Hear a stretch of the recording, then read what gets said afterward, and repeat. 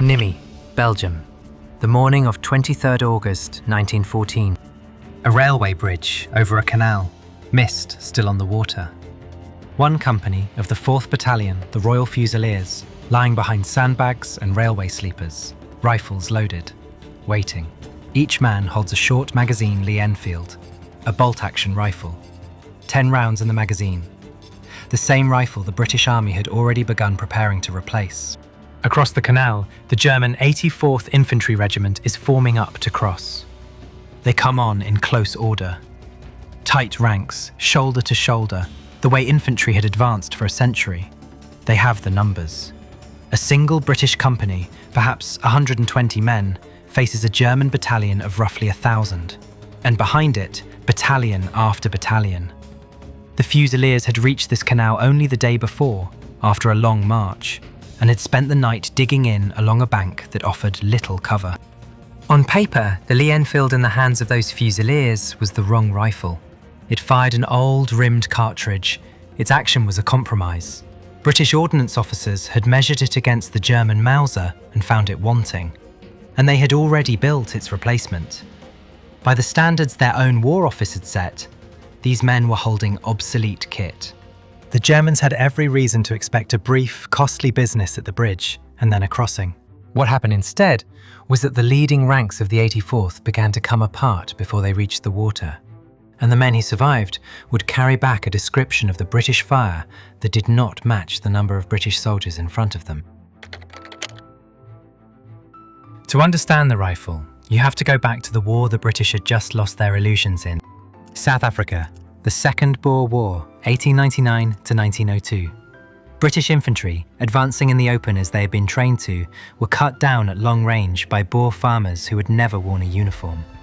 The Boers carried German Mauser rifles and fired carefully, from cover, at distances the British had not thought decisive. The lesson was hard. The next war would be a rifleman's war, and the man who could shoot fast and accurately and reload without fumbling would own the ground in front of him. The rifle that came out of that lesson was the short Magazine Lee-Enfield, refined into the Mark III pattern, adopted on the 26th of January 1907. Almost everything about it was shaped by the need for disciplined, sustained fire from an ordinary soldier under pressure. It was short, a little over 44 inches, around 8 3/4 pounds. Handy enough that a man could work the action without lowering it from his shoulder. It carried 10 rounds, double the capacity of most rifles, loaded 5 at a time from a charger. Its bolt cocked the firing pin on closing rather than on opening, so the hardest part of the cycle came on the forward stroke, when the firer was already driving the bolt home.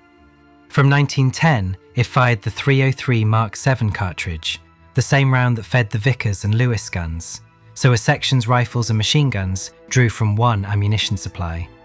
None of it was glamorous. Each choice answered one question.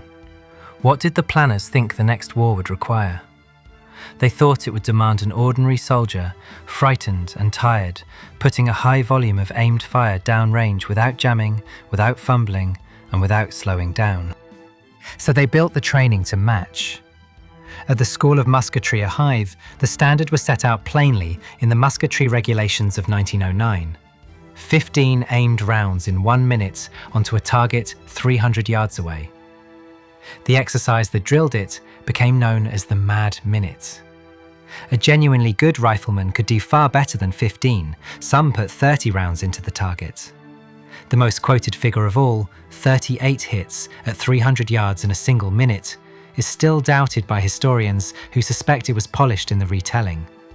But the point was never the prodigy. It was to make an ordinary section dangerous. The rifle and the training were two halves of one idea.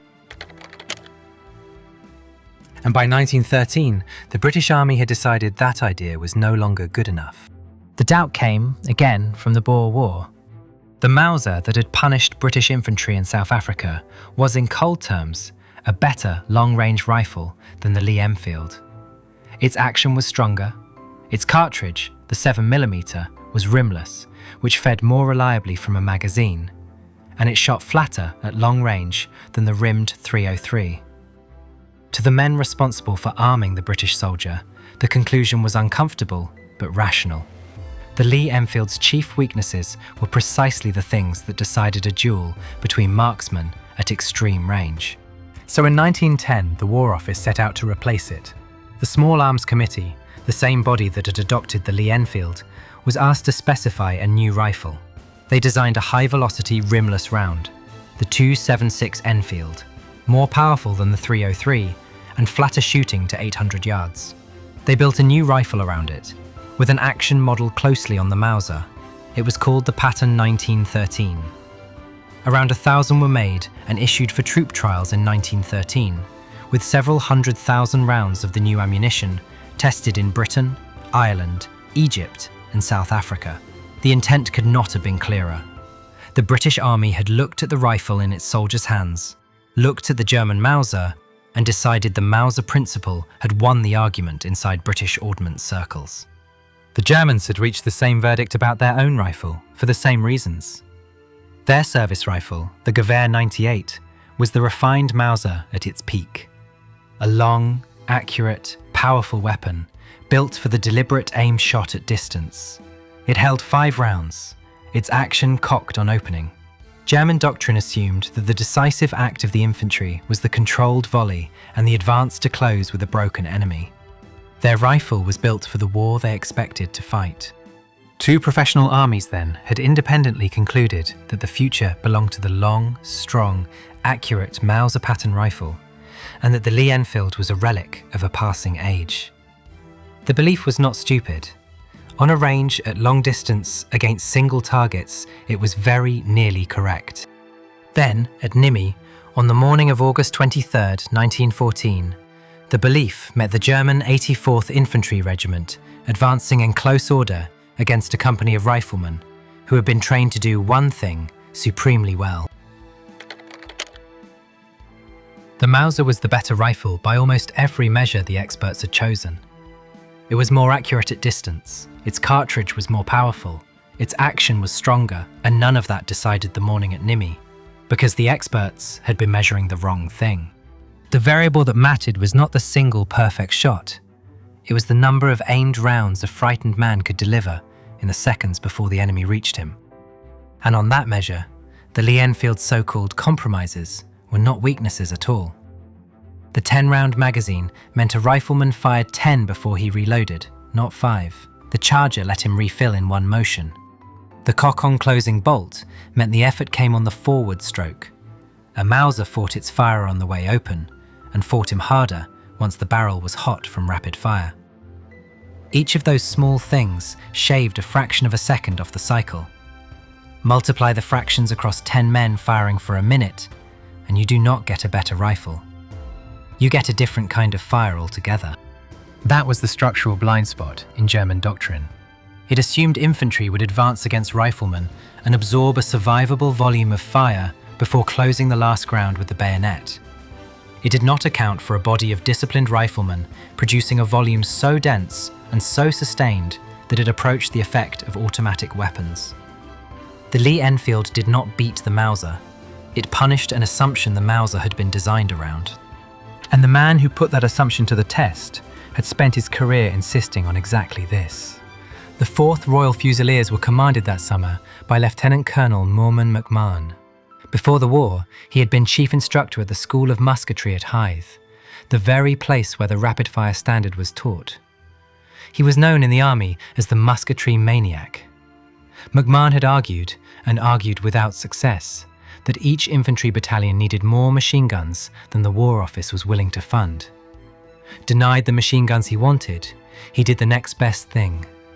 He drilled his men in rapid rifle fire until a Fusilier could work the bolt without conscious thought, treating the rifle as the substitute for the automatic firepower he had been refused. So when the German 84th came on in close order at Nimy, they were not facing a rifle the British High Command rated highly.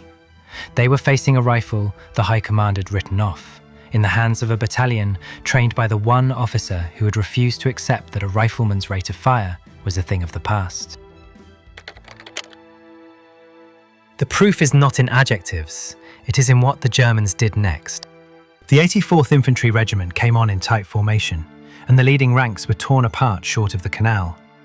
Within the morning, the close order advance was abandoned. The Germans spread out into open order, loose lines of men using cover, the formation their doctrine had reserved for ground already softened. They have been forced to change how they crossed a bridge by the volume of fire coming off it. That change is recorded, and it is the clearest evidence we have. An enemy reveals what it respects, not in its memoirs, but in what it stops doing. Out of this came the legend. The accounts that filtered back spoke of British fire so rapid that the men under it believed they faced massed machine guns. The line is repeated everywhere, though first-hand German testimony naming the machine gun belief is thinner than the retelling suggests. And there were, in fact, 2 real machine guns at the Nimy railway bridge, the Vickers guns of Lieutenant Maurice Dease and Private Sidney Godley, who between them earned the first 2 Victoria Crosses of the war that morning. Dease mortally wounded after returning again and again to the guns and carried from the bridge to die. Godley holding the position alone behind the retreat until, wounded and out of ammunition, he was taken prisoner. The famous impression of overwhelming fire was rifle and machine gun together, blurred in the retelling into a single roar. But the core of the story survives the scrutiny. A small body of riflemen produced a rate of fire that did not match their numbers, and a much larger enemy changed its tactics to escape it. Then there is the replacement that never came. The Patton 1913, the Mauser Patton rifle meant to retire the Lee-Enfield, was overtaken by the war itself. You cannot change a rifle and its cartridge in the middle of a general mobilization. The logistical cost was unthinkable once the fighting began. The program was shelved. The rifle the army had been preparing to replace remained the standard British rifle. Britain entered the war with fewer than 800,000 Lee-Enfields in store. By the armistice, close to 4 million Mark III and simplified Mark III star rifles had been issued. The Lee-Enfield stayed in British service until 1957, and across the Commonwealth, far longer. The cost sits beneath all of it. The fire that built the legend belonged to the old professional army. Long service regulars, many of them Boer War veterans, drilled for years to that standard. That army was small, and it was largely destroyed within months. McMahon, the musketry maniac, was promoted to Brigadier General and then killed in action on November 11, 1914, at the First Battle of Ypres. The conscript armies that followed could be handed the same rifle, but the volume of aimed fire that unnerved the 84th at Nimy went into the ground with the men who could produce it, and was never quite reproduced again. There is the particular kind of mistake that careful, intelligent institutions are prone to. They study the last war honestly, draw a reasonable conclusion, and design for the contest they can measure. The British ordnance experts were not fools. They tested the Lee-Enfield against the Mauser on the question of long-range single-shot accuracy, the question South Africa had seemed to ask, and they answered it correctly. The rifle was second best. They had simply measured the wrong contest. The war that arrived in August 1914 did not, in its first weeks, reward the marksman picking off a distant figure on an empty plain. It rewarded a frightened man behind a sandbag, working a smooth bolt faster than the enemy could close the ground. On that question, the rifle they had dismissed was not second best. It was the right answer to a question nobody on the committee had thought to ask.